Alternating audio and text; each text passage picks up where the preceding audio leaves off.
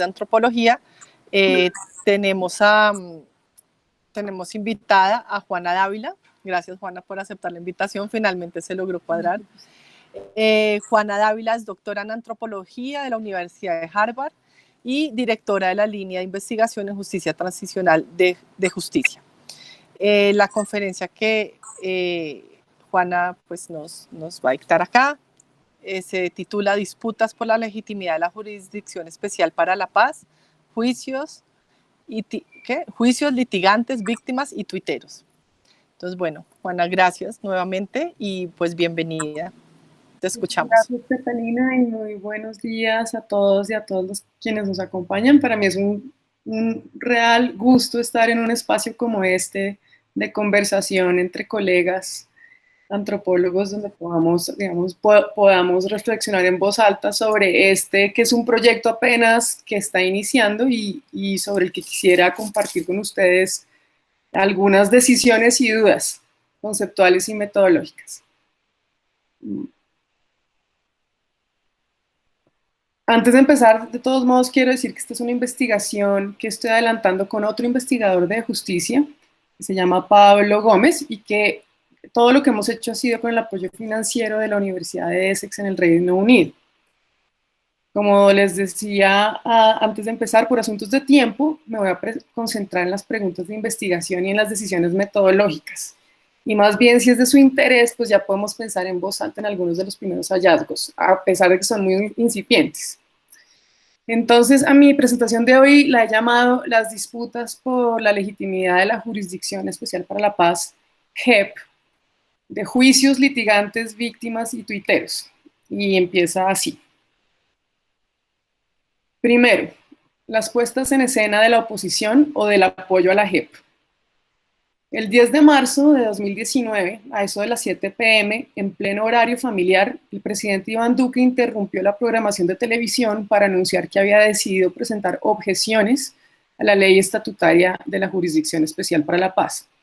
Y también que pensaba promover una reforma a la Constitución justamente para eliminar de ella las disposiciones que tuvieran que ver con esa nueva jurisdicción. En ese momento, el hecho fue realmente inédito en múltiples sentidos. Primero, no se había visto que un presidente objetara una ley de esta naturaleza. Los abogados son los que mejor saben que las estatutarias tienen al menos dos características especiales. La primera es que para la aprobación de este tipo de ley en el Congreso se necesitan unas mayorías más amplias que las normales. Y la segunda es que una vez salen del Congreso, estas leyes tienen que ser revisadas por la Corte Constitucional, quien determina si están ajustadas o no a la Constitución. Entonces, este recorrido por los diversos poderes públicos las convierten en leyes especialmente legítimas o fuertes, si se quiere. También era inédito que en un día domingo, en ese horario, el presidente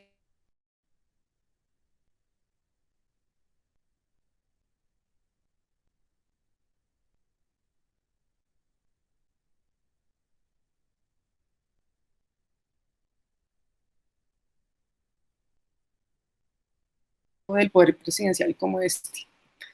En su alocución, Duque recalcó que sus objeciones estaban dirigidas a modificar 6 artículos de esta ley y del funcionamiento de la JEP, y de este modo lograr, abro comillas, la genuina verdad, la genuina justicia, la genuina reparación y la genuina no repetición, que la JEP a su juicio no ofrecía u ofrece todavía en el presente. El resto de la intervención la dedicó a explicar a qué se refería por esto de lo genuino y a detallar en un lenguaje técnico jurídico cada objeción. Esta locución es emblemática de las objeciones sociales, si se quiere, de la JEP, pero es una de las muchas puestas en escena en el teatro de lo político que hemos visto como instancia, no solo para debilitar la legitimidad de este nuevo juez o tipo de juez, sino para desmontar su estructura legal. En efecto, antes, durante y después de este performance presidencial han venido múltiples actos comunicativos que en principio han transformado en alguna medida la percepción que de esta institución nueva y rara ha tenido ese público amplio y muy diverso al que Duque quiso dirigirse ese domingo a la hora de la cena. Pensemos en otras puestas en escena con fuerte poder comunicativo en este sentido. Por ejemplo, las muchas escenas que circularon en los medios de la saga de Jesús Santrich. La escena de Santrich en una mesa con 2 supuestos narcos mexicanos. la escena de Santrich saliendo de la cárcel solo para ser capturado nuevamente mientras iba en una silla de ruedas. Santrich en el Congreso, después de ser liberado de manera definitiva. Santrich de camuflado y fuertemente armado, acompañado de Márquez, anunciando en video el nacimiento de la segunda Marquetalia. También está la escena de su fuga, que aunque no tenemos imágenes, tenemos narraciones muy vívidas. O pensemos en las escenas que, por el contrario, han sido legitimadoras de la JEP. Hay varias. Durante el trámite de estas objeciones presidenciales, un grupo de ciudadanos, por ejemplo, convocó una abrazatón a la JEP y se ocuparon de que las imágenes del abrazatón circularan en distintos medios. O el encuentro entre las múltiples presidentas mujeres, por primera vez en la historia de Colombia, de todas las altas cortes, juntas y mirando a la cámara como haciendo un frente unido judicial. O más recientemente las imágenes, por ejemplo, del cementerio de Dabeiba, en las que funcionarios de la JEP y de otras entidades aparecen excavando fosas, cargando pequeños ataúdes y en general como desplegando su capacidad forense para desenterrar literalmente verdades. 2. El fenómeno de la legitimidad de la autoridad. En esta investigación de justicia con la Universidad de Essex hemos querido preguntarnos por cuáles son esos elementos del diseño o del funcionamiento de la JEP que a lo largo del tiempo han debilitado o fortalecido su legitimidad ante una variedad de públicos. Entonces, para efectos analíticos, hemos optado por entender la legitimidad en el sentido weberiano más convencional, es decir, como un ejercicio autorizado o validado del poder, que es así, por guardar correspondencia con tradiciones, valores, patrones de comportamiento, convenciones sociales, como el derecho o la religión. Existen otras aproximaciones más contemporáneas y acotadas, como las de politólogos preocupados por entender el fenómeno de la legitimidad de las autoridades judiciales, concretamente. Entre ellos Tyler y otros, que entienden la legitimidad como, abro comillas, una propiedad psicológica de una determinada autoridad, institución o acuerdo social, que conlleva que quienes están de algún modo sujetos a esa autoridad crean que sus decisiones son justas o apropiadas. O como lo pone un autor, como un apoyo difuso a las acciones de unas autoridades. También hemos utilizado la distinción clásica entre legitimidad de origen, que es la que en principio recibiría una autoridad por su fundamento político, moral o institucional, independientemente de sus acciones, y la distinción con la legitimidad por actuación o ejercicio, que es la que se ganaría con las acciones. Y lo hicimos no solo por su utilidad teórica de inicio, sino porque tiene un correlato empírico recurrente para el caso de la JEP. Entonces me explico. En efecto, es una realidad sociopolítica que el acuerdo de paz y la JEP en concreto adolecen todavía hoy en día de un déficit de legitimidad de origen, que se remonta al fracaso del sí, el 2 de octubre del 2016.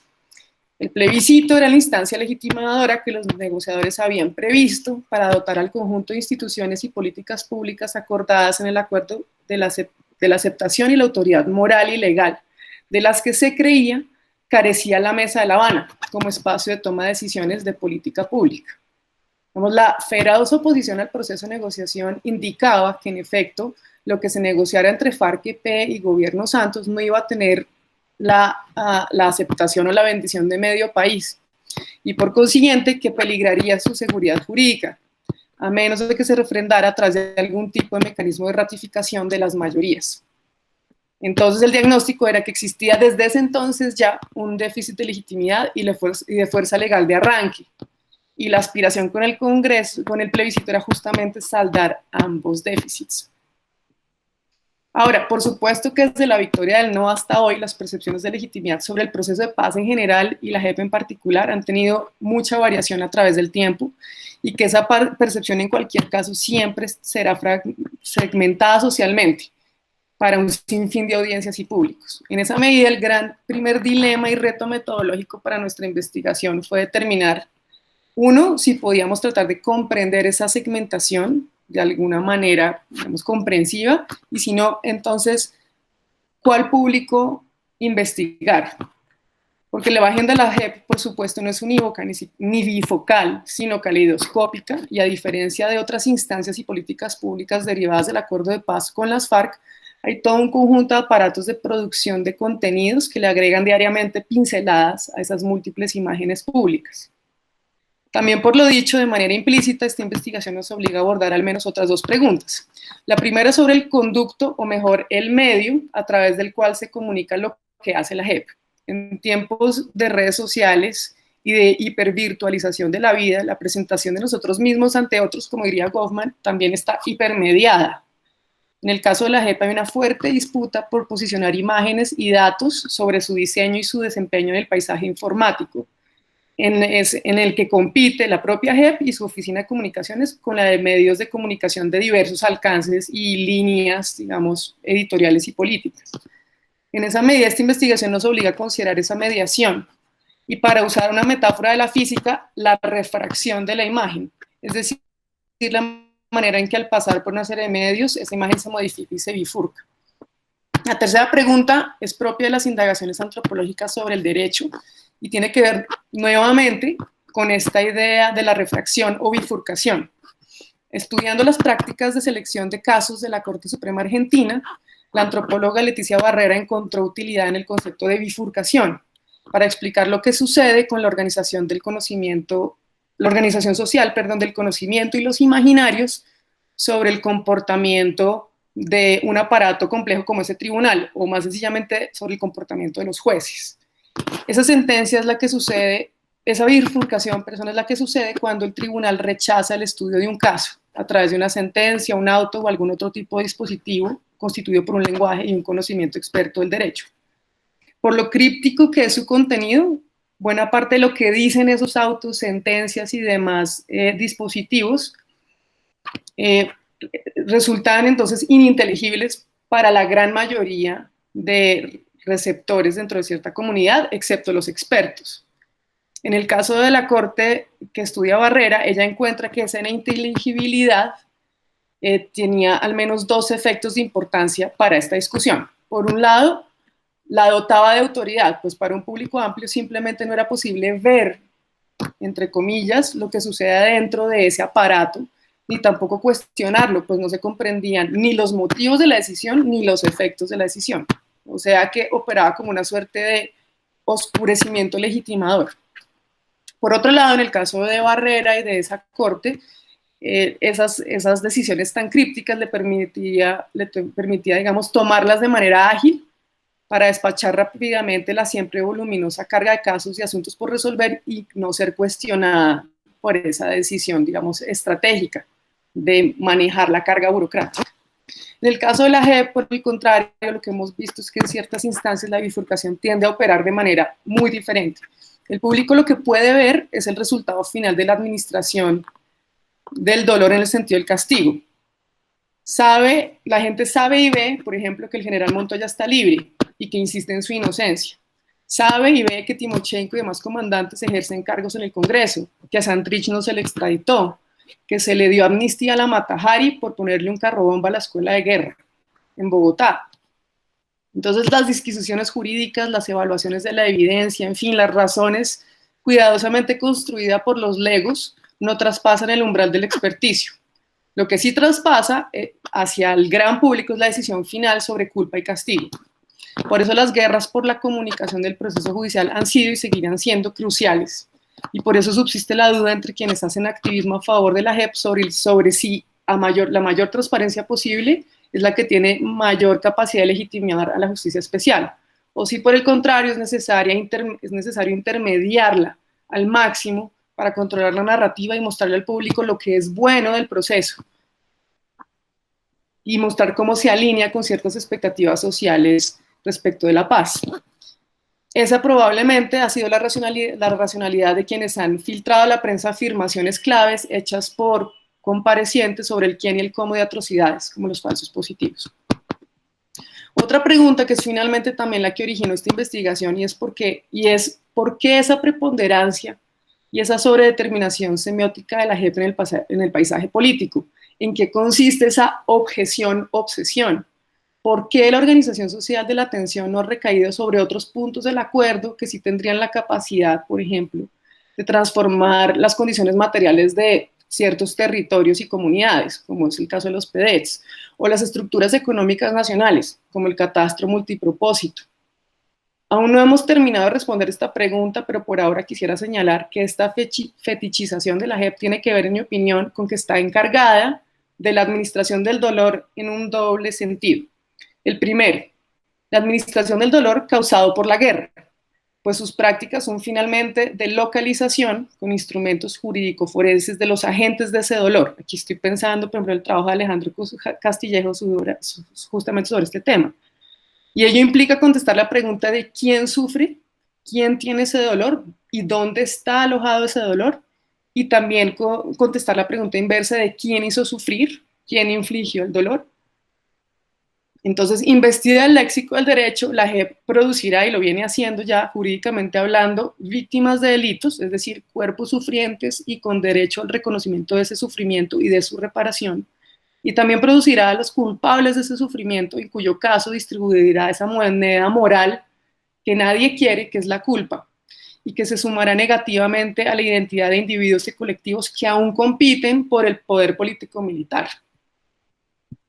Pero como decía, hay un segundo sentido en que la JEP es administradora del dolor, que tiene que ver con esa atribución de la culpa, y es que la JEP administra el dolor que puede infligir la autoridad estatal en la forma del castigo. Es decir, la JEP también administra digamos, las maneras legítimas de hacer sufrir. En nuestro sistema cultural, el castigo legal más demandado, más administrado, es el encarcelamiento.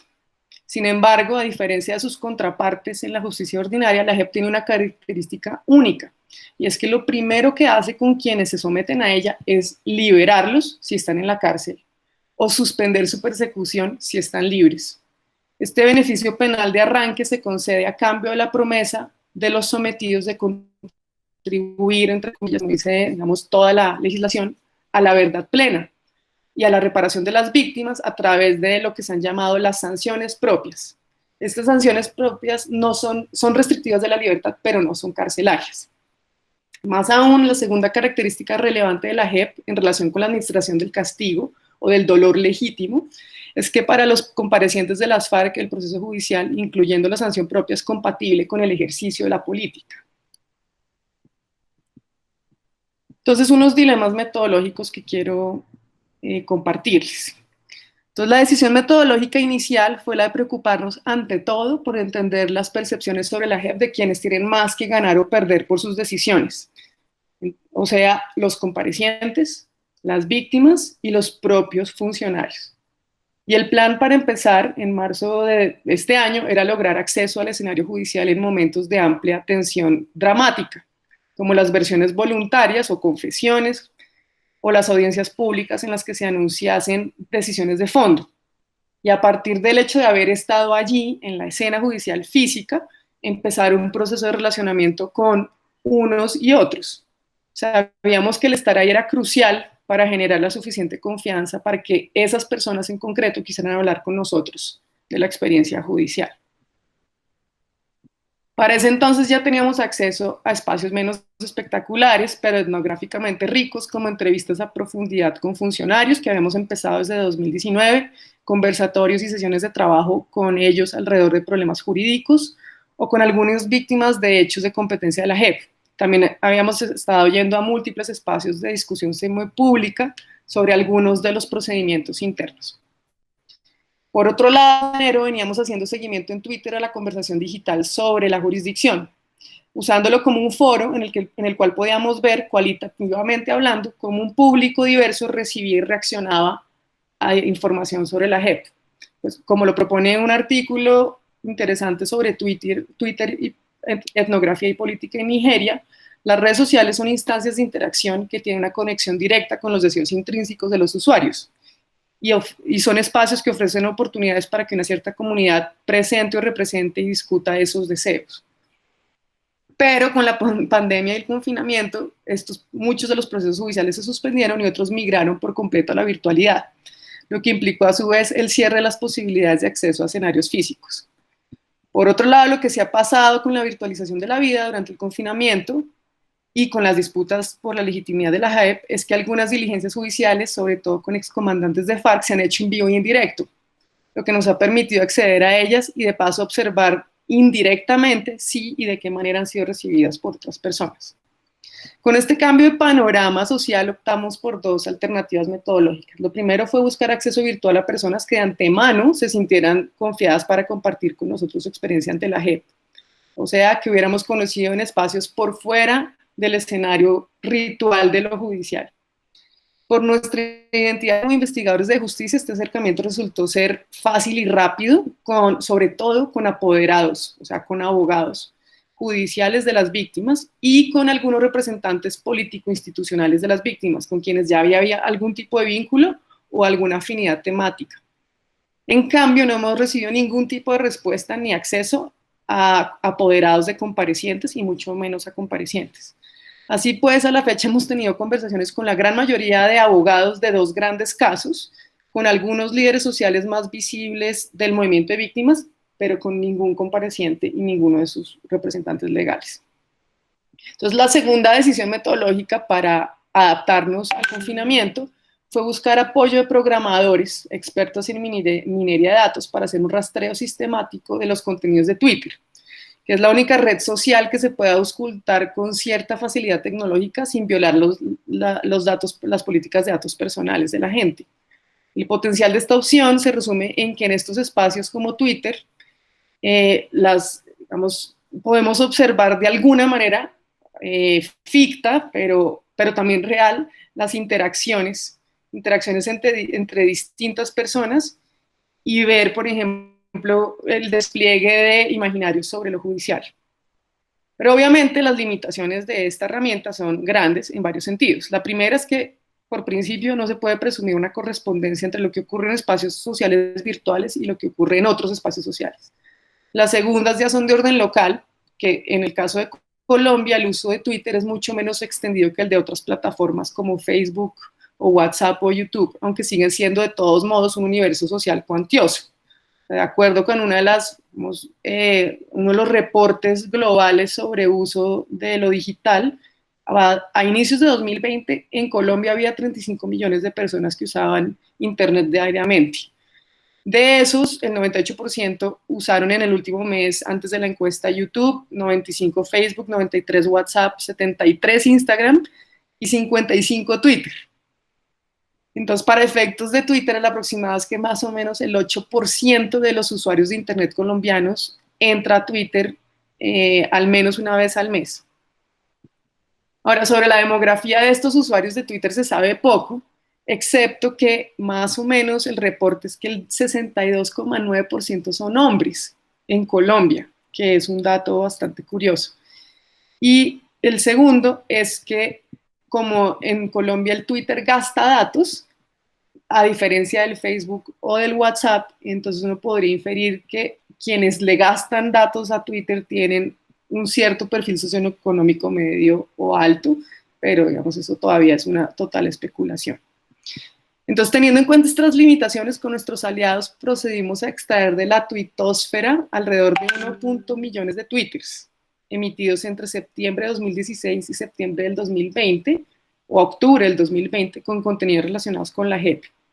Y a ese universo de textos, en este momento les estamos haciendo, digamos, una serie de preguntas, si se quiere, a través de herramientas de búsqueda que nos permiten ahondar en ciertos patrones lingüísticos.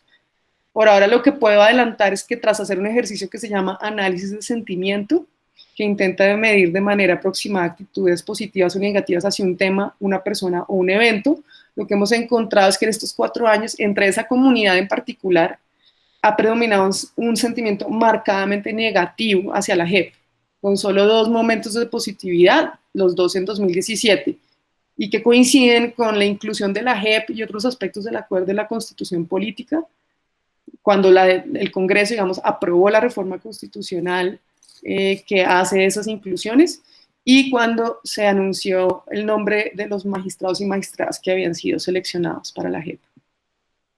Con estos aliados también hicimos otro ejercicio, que fue hacer un raspado, se llama, del canal de YouTube de la JEP, para ver cuánto el número y recurrencia de likes, clics, comentarios, etc. Y fue un ejercicio muy rápido, pues lo que encontramos fue que los videos colgados directamente por la JEP tienen muy pocos views, muchos menos likes o dislikes y casi ningún comentario. Entonces la conclusión es que aunque la gente ha hablado mucho de la JEP, sobre todo cuando está indignada, casi nadie busca acceder a los contenidos producidos directamente por la JEP. De hecho, nos sorprendió que aunque mucha gente ha pedido que las versiones de los comparecientes se hagan en vivo y en directo para poder escuchar de su propia voz el relato de sí mismos y de sus trayectorias bélicas y criminales, son muy pocas las personas que realmente se han preocupado por ver las versiones. Tienen menos de 400 o 300 views. Entonces, bueno, en este punto tenemos dos tipos de material primario sobre dos tipos de público opuestos entre sí. El de Twitter, que como dije es una público amorfo, con una relación con la JEP que es bastante indeterminada, pero para la mayoría de gente es distante, mediada por noticias sobre la JEP producidas por medios que son distintos a la propia JEP. Y que es un público que en general ha mostrado una percepción negativa. El segundo público, el de los litigantes, el de las víctimas, el de los líderes de víctimas, por el contrario, es un público pequeño en comparación que tiene, al igual que los comparecientes, mucho que ganar y perder ante la JEP. En el caso de los litigantes, además, su interacción con la JEP es, digamos, la menos mediada posible. A diferencia del resto de la ciudadanía, son quienes ven a la JEP, ven entre comillas, más de cerca en términos físicos y figurativos, pues son quienes tienen claridad sobre las circunstancias y las implicaciones de cada pequeño trámite y diligencia y decisión judicial.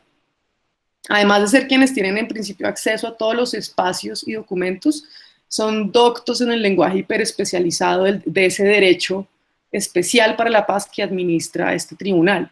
En esa medida están parados en la misma intersección, en la intersección misma entre, digamos, si uno sigue pensando en el concepto de bifurcación, están parados en el punto previo a la bifurcación entre lo visible y lo invisible, lo inteligible y lo ininteligible del proceso judicial, y son quienes tienen y hacen una labor de traducción, tanto para sus clientes, pero de manera más general para cierto público sensible o interesado en entender el funcionamiento y como las tendencias en la conducta de este aparato de justicia.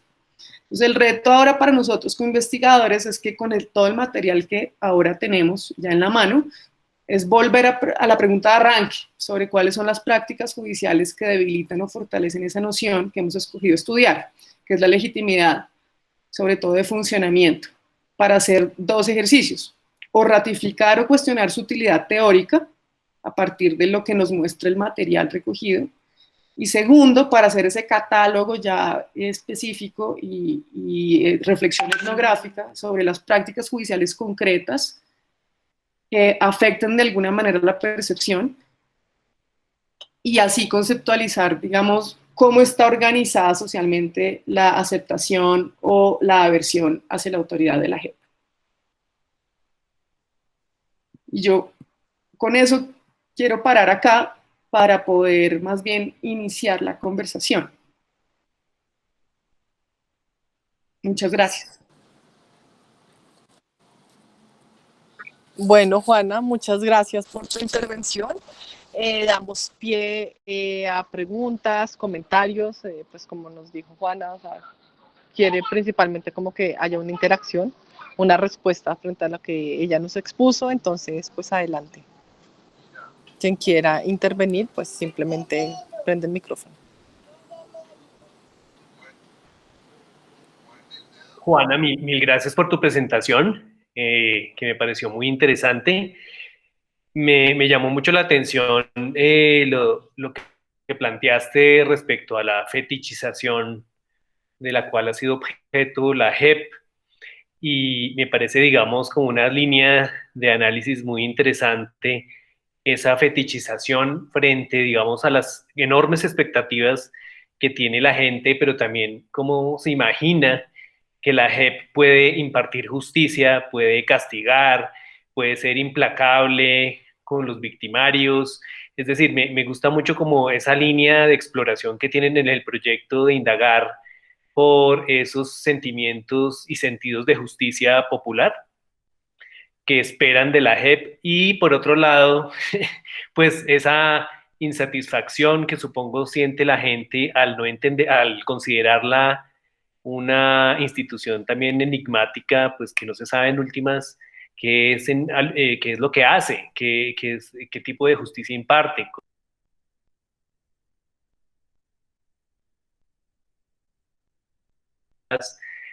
Una gradual virtualización para poder seguir los casos. Entonces, parece como si es una cosa muy interesante, es que las personas no se interesan por conocer, pudiéndolo hacer, los documentos producidos por la JEP y los procesos que puede llevar a cabo o que está siguiendo. Y por otro lado, hay sí una opinión muy fuerte y muy enfática en querer que la JEP haga, deshaga y pronto y de manera perentoria, ¿no es verdad? Entonces, como que me parece interesante eso y no sé cómo conectar, cómo lo están conectando con esa falta de legitimidad que tú decías originaria, pues que era lo mismo, ¿no? Las personas estaban como muy desilusionadas de que hubiera ganado el no y que pues eso, digamos, le quitó una fuerza de autoridad a todo el proceso que, que fue como inevitable, ¿no? Entonces, no, yo dejaría ahí, pero me parece interesante lo que están llegando a descubrir a través de estas nuevas metodologías virtuales y, digamos, indagando por un análisis del universo de Twitter, ¿no? Entonces, ese es mi comentario, me pareció muy sugerente lo que planteas. Y mil gracias por aceptar esta invitación que por fin se cristalizó. Y es muy grato tenerte, digamos, de nuevo en el escenario del departamento. Muchas gracias, Andrés. Te escuché casi toda tu intervención, pero no sé si a los demás les pasó igual que a mí, que hubo un pedazo en que se silenció tu micrófono. Que se oía entrecortado, sí, un poco entrecortado. Ay, qué pena. Entonces,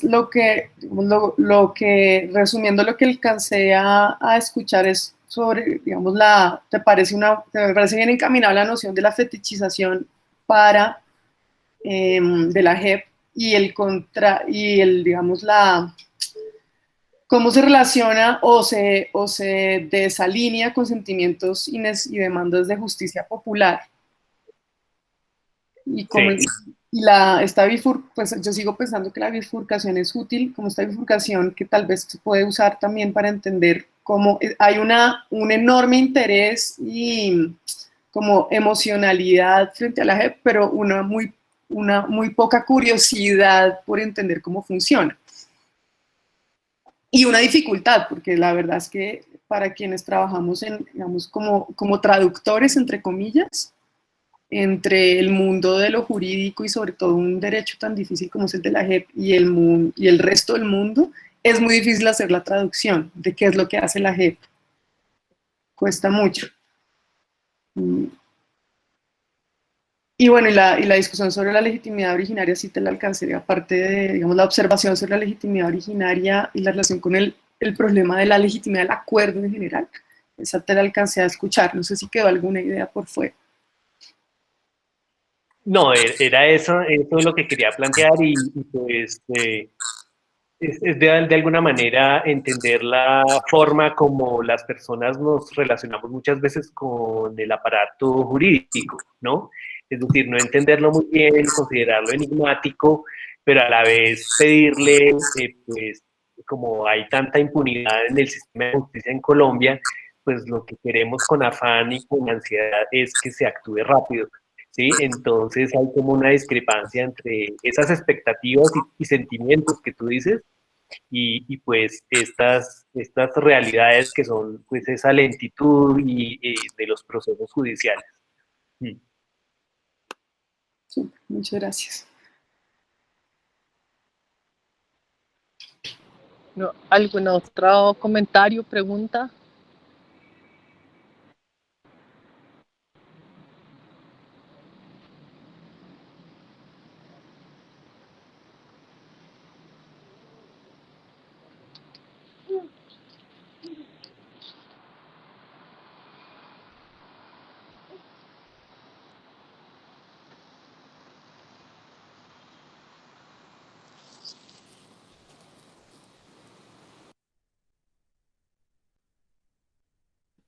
yo quisiera complementar una cosa, Juana, espero que me oigas y que la comunicación no se vaya a ir.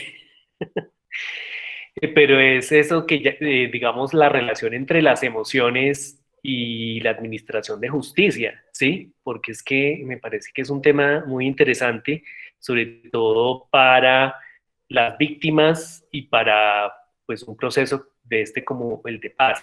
Entonces, quisiera preguntarte cómo has visto que los funcionarios de la JEP manejen esto de los sentimientos, este flujo de sentimientos. Hay unos sentimientos, supongo, de rabia, de indignación, de dolor, ¿no? Tú que hablas, nos estuviste hablando de la administración del dolor, y por otro lado, pues por parte de los funcionarios también hay una demanda, pues de controlar sus emociones, de ser imparciales, de tratar de, como hace la justicia clásica, de no ver los sentimientos, ¿sí? Entonces me parece interesante este punto.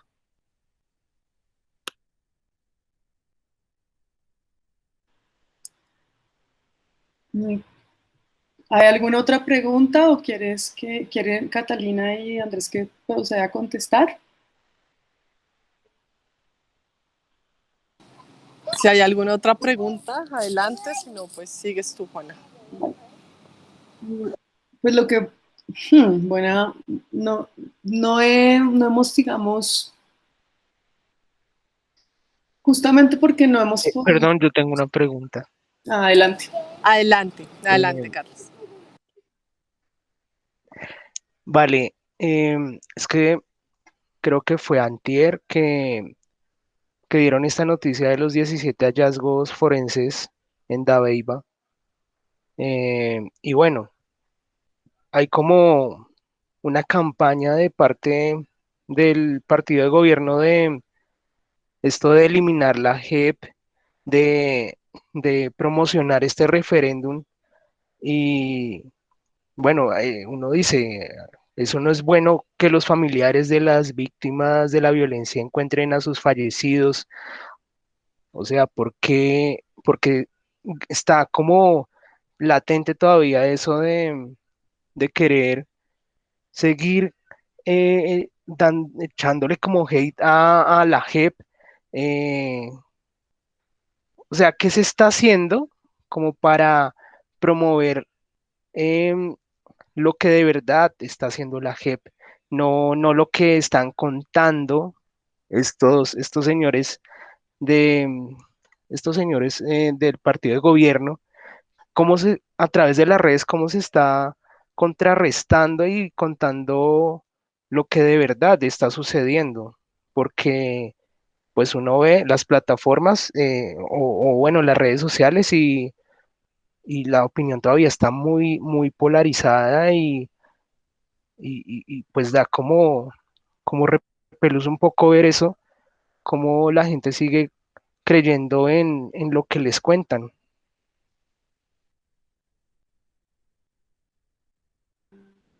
Ok, entonces voy a comentar sobre las dos preguntas al tiempo.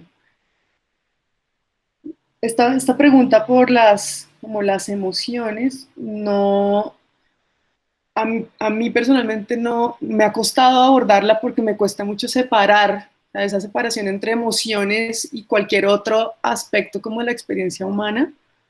Me parece, no sé si ustedes qué opinan, como de alguna manera antiantropológico. Entonces no las hemos, digamos, no lo hemos buscado como una categoría separada, pero evidentemente digamos, el comportamiento de todas las personas con quienes hablamos o a quienes observamos está atravesada por emociones que se ven, algunas, que se expresan corporalmente, y otras que, por ejemplo, solo se confían en espacios de mucha, valga la intimidad. Entonces, a pesar de que no hemos vuelto a hablar de esto, sí tenemos varias entrevistas del 2019 con funcionarias y funcionarios que nos confiaban como el manejo que hacían de sí mismos y sobre todo de su llanto. Recuerdo varias entrevistas, sobre todo de magistradas y magistrados de alto nivel, contándonos sus dificultades para administrar el llanto, digamos, su propio dolor. Y justamente ideas sobre lo que es adecuado o no es adecuado en un escenario judicial.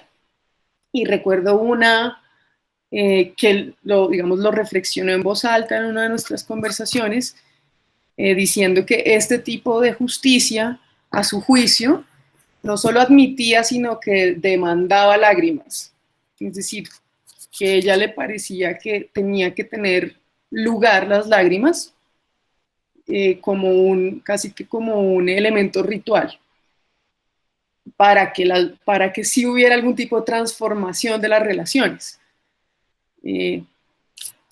No lo había pensado hasta que Andrés lo señaló, pero también, por ejemplo, en otros espacios transicionales sí hay bastante trabajo de antropólogos, y yo hice también algo de eso, sobre cómo, por ejemplo, los que reciben declaraciones de víctimas, desde la época incluso de antes de la justicia transicional, sino desde el aparato, por ejemplo, que atendía a la población desplazada, como el manejo del dolor del otro y de sí mismo era parte, digamos, como de la organización institucional, digamos, de la vida institucional, no necesariamente de un plan institucional, pero de la vida institucional. Y me parece, sí, me parece como una pregunta buena, y es posible, por ejemplo, esperemos que pronto tengamos como una audiencia pública de las que tienen mayor tensión dramática, que se espera que más tensión dramática tengan, antes de que se acabe este año, y veremos, por ejemplo, cómo se va a administrar, digamos, las lágrimas. Si es que la cámara nos lo permite ver, porque nos va a tocar a todos verlo virtualmente. Sobre la segunda pregunta, sobre la noticia, digamos, más que la noticia, yo creo que tú te estás refiriendo a la disputa por qué es lo que significan estos 17 hallazgos forenses en Dabeiba. Hay como varias narrativas compitiendo por entender, a mi juicio, no solo el qué pasó, hay como relatos distintos sobre el qué pasó, sino por entender si es un hallazgo, es decir, por entender si esto es algo que resuelve una incógnita, una incógnita sobre el dolor. Entonces, si uno mira, por ejemplo, no sé si han tenido oportunidad de leer todo lo que ha escrito Salud Hernández sobre esto de Dabeiba, en que básicamente ella lo que dice es que todo lo que está haciendo la JEP en Dabeiba es algo que ya el Estado sabía, y que lo que están haciendo es una suerte de simulacro de descubrimiento de la verdad, cuando en realidad lo que según ella ha pasado es que esto ya se sabía, el Estado incluso ya había reparado a estas víctimas, y la JEP está performando, sí, un simulacro de hacer justicia, de encontrar la verdad, cuando en realidad lo único que está haciendo es volver a mostrar algo que ya se sabía. Mientras que la JEP está diciendo, entonces la respuesta de los magistrados fue, no me acuerdo dónde lo leí, si fue en un artículo de opinión o en dónde, es diciendo, sí, en efecto, las víctimas sabían que sus seres queridos habían sido asesinados por fuerza pública y presentados como bajas en combate. Y en efecto, el Estado ya había reparado a estas víctimas, etcétera, pero lo que las víctimas no sabían era dónde estaban los restos de sus seres queridos. Y entonces, digamos, el acto de justicia, el acto de alivio del dolor que está haciendo la JEP es la de revelar la localización. Y no solo revelar, sino recoger los restos y producir, digamos, un acto funerario que permita en principio el cierre, etcétera, etcétera. Entonces es como esta disputa sobre si la JEP no solo está produciendo verdad, sino alivio de cierto tipo de dolor.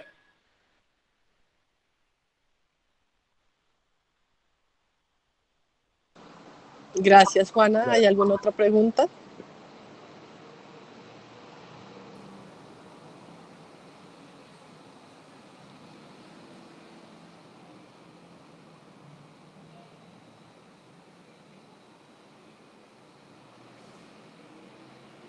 No, parece que no hay ninguna otra pregunta. No sé, Juana, si tú quieres, como para cerrar, decir algo más o ya.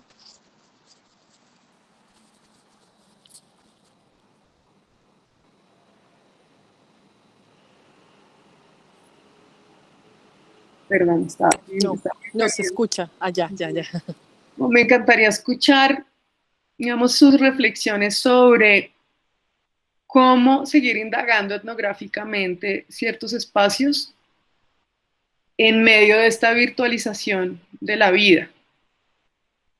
Y cuáles son como las principales inquietudes o dudas que pueden surgir con una decisión metodológica como la de mirar Twitter y extraer grandes universos de texto, que es básicamente lo que sale cuando estos algoritmos recogen twitters o tweets. Me encantaría escuchar, no sé si este ha sido digamos, un tema de debate entre ustedes sobre, bueno, cómo seguimos haciendo antropología con distanciamiento social mm, y con una migración de ciertas interacciones a lo virtual.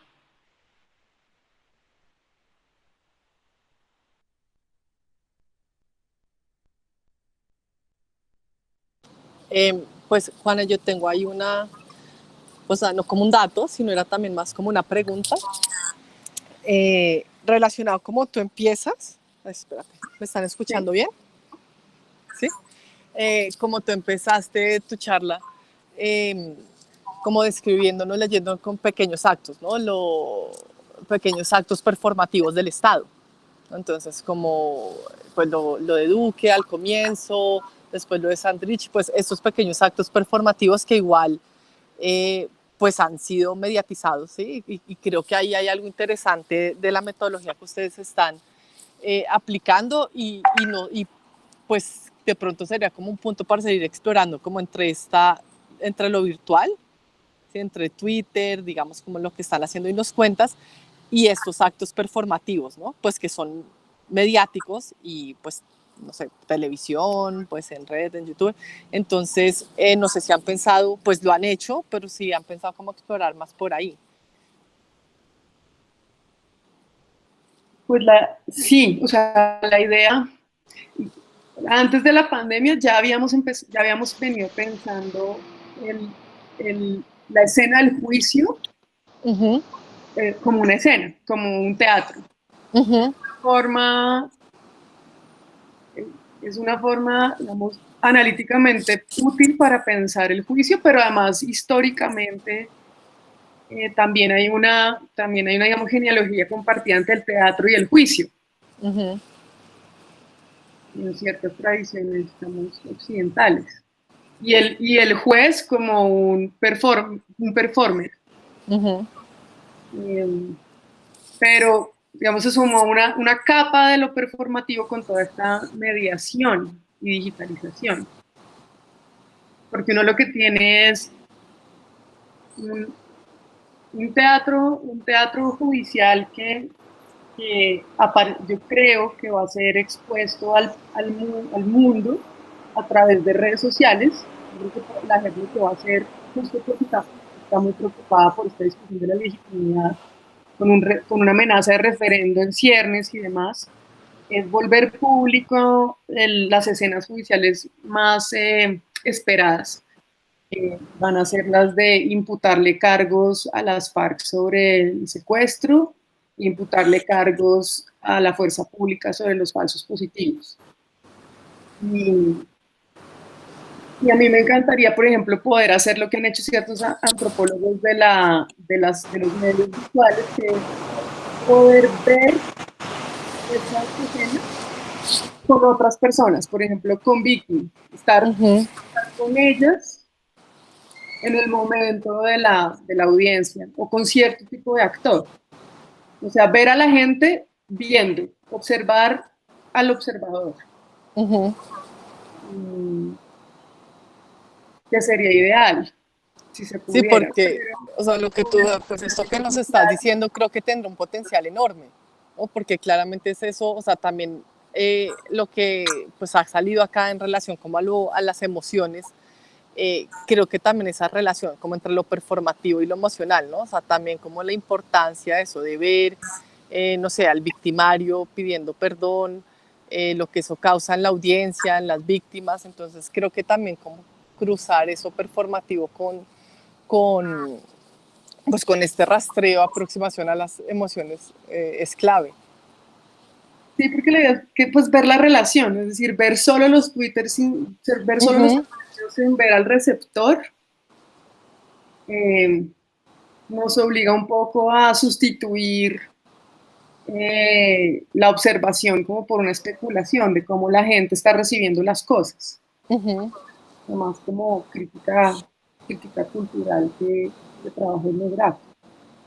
Sí, Que se puede y nos va a tocar en algún punto porque no estamos pudiendo, no está tan fácil pues observar al observador.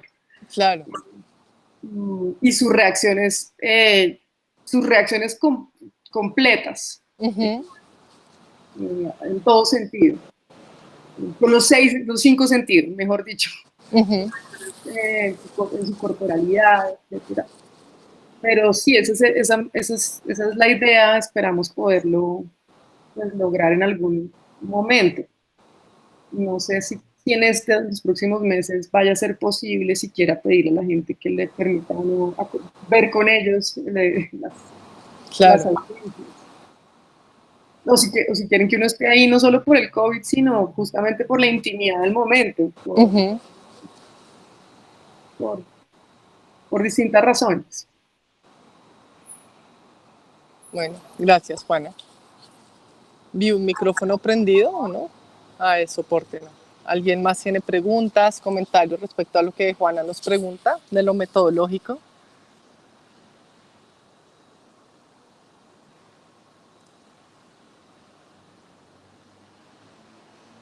No. No, parece que no. ¿Sí alguien? Veo que se prende el micrófono, sepan, pero hoy me tocó desde el celular, entonces tampoco tengo la mejor.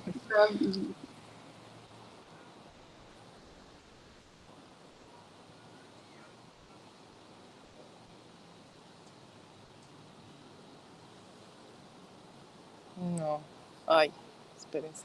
O sea, solo para poner pues, una reflexión rápida, por ejemplo, así como estamos, así es como se ve en la escena judicial en este momento. No podemos ver a las personas.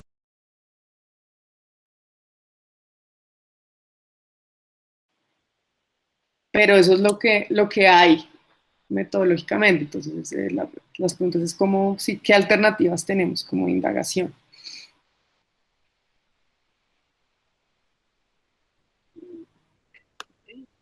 Juana, yo no sé si me ven y Dale, me oyen Andrés. bien. Hola, Estoy Andrés, en sí, sabio. pues, pero bueno, Hola. ahí se ha logrado. Sí, hoy también tengo Sí. pésima comunicación, mi hija tiene el computador, estoy acá en un celular, pero acá se logra. Pero digamos, la parte, voy a apagar la cámara para que se oiga mejor. Eh, no sé cómo están haciendo para completar eso que llamaba Catalina, pues lo performático y ustedes, digamos, al inicio de su charla están mirando como puestas en escena cuando, digamos, el juego político es el de que el gobierno actual quiere minar aún más la legitimidad y pues las escenas o las puestas en escena de lo que hace la propia JEP, pues no tiene la contundencia de sacar a la luz y por los medios todo lo que está haciendo, ¿sí? ¿Y ustedes cómo hacen como para sopesar este peso que tiene tan grande este poder político de deslegitimar a la JEP, ¿no? Sí. Dices para sopesarlo Pues demostrar las dos caras, las dos escenas, las dos pero escenas. como la una, digamos, es súper mediática, la del poder político vigente, y la otra es como tras bambalinas, porque pues son procesos que no pueden ser compartidos con todos y son pues, reservados y con toda la confidencialidad, pues entonces pues hay todo un desbalance, ¿no? En el término del acceso a la información y de también poder analizarla. De acuerdo. Pues digamos, ese dilema digamos, de la transparencia o de la luminosidad con que se puede ver el aparato judicial lo han tenido siempre lo han tenido las cortes, siempre, pero hay varios trabajos que muestran pues cómo como en la era digital tienen tanto un reto adicional como una oportunidad de crear una imagen y también tienen que disputar imágenes adversas. Entonces, por ejemplo, nosotros no hemos hablado con la Oficina de Comunicaciones de la JEP y demás, pero sí hemos estado mirando, por ejemplo, trabajos comparados de cómo las distintas cortes, incluso las constitucionales, las supremas, etcétera, están usando las redes sociales para posicionarse. Y, y digamos, una reflexión interesante y es que no necesariamente las que más comunican lo que hacen son las que más influencia tienen o más legitimidad. Entonces, el reto para esas cortes es saber qué comunicar y cómo comunicarlo. Justo hace 2 semanas hubo toda una discusión interna con algunos externos como nosotros de la JEP sobre qué es lo que hay que comunicar, cuál es el, cuál es la imagen, cuál es la apuesta, cuál es la escena que hay que comunicar. Y ahí hay pues múltiples discusiones. Muy poca gente va a poder, y en este como mundo de la inmediatez, a mucha gente no le va a interesar, o a nadie le va a interesar ver una audiencia judicial de 6 horas o de 8. Lo que la gente va a querer es el minuto y medio de ciertas afirmaciones sobre las atrocidades. O incluso va a querer el texto, la transcripción, que es lo que circula en cosas como WhatsApp o en medios que usan textos muy breves para describir grandes cosas. Sí, la JEP pues sí la tiene dura en el sentido en que tiene como todo a mi juicio, un aparato mediático que le es adverso, que no está buscando escoger lo bueno, digamos, culturalmente aceptable de lo que hace la JEP, sino al revés, identificar lo que disiente o se aparta de nociones populares de justicia. Y esa es la parte más difícil para esta jurisdicción o para este tipo de autoridad, este tipo de institución. Eso no le está pasando ni siquiera ni a la Comisión de la Verdad ni a ningún otro instancia creada por el acuerdo. Gracias, Juana. Bueno, muchas gracias a ti también por los comentarios y las preguntas.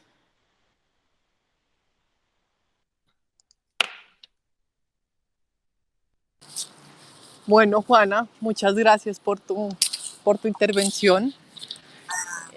Pues creo que hay muchísimo como aportes y sobre todo como en la parte que nos decías metodológica, creo que hay ahí como para seguir, pues es un reto que tenemos todas, ¿no? Y todos con esta nueva situación, ¿no? O sea, como qué nuevos campos, qué nuevas formas encontramos de hacer y también creo que eso está ahí lo interesante, ¿no? Como en esos nuevos retos y pues que son claves. O sea, creo que también lo que tú nos has mostrado, o sea, como lo político, los jurídicos no se pueden tener hoy por fuera de las redes, ¿no? O sea, ese como esa, o sea, ahí también está lo político, ¿no? Y como esa, que pones ese término como de jurisdicción popular o justicia popular, ¿no? Ese sentir como justicia popular, pues creo que indudablemente pasa por ahí, ¿no? Por las redes.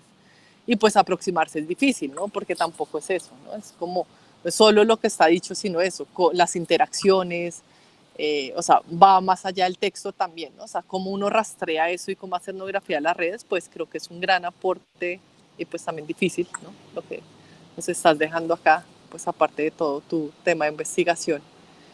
Entonces, pues muchas gracias, Juana. Espero encontrarnos pronto en algún momento y pues qué chévere que hayas estado en este espacio. Y verles, saludarles. Y bueno, y muchas gracias por los comentarios y las preguntas, porque siempre uno necesita más en este hiperaislamiento. Exacto. Es particularmente grato tener estos encuentros. Éxitos bueno, en tu investigación. Sí, buen proseguir. Seguimos ahí conectadas. Gracias, Juana. Gracias, Andrés, también. A ti, a todas y a todos los asistentes por estar acá. Bueno, chao. Chao, chao.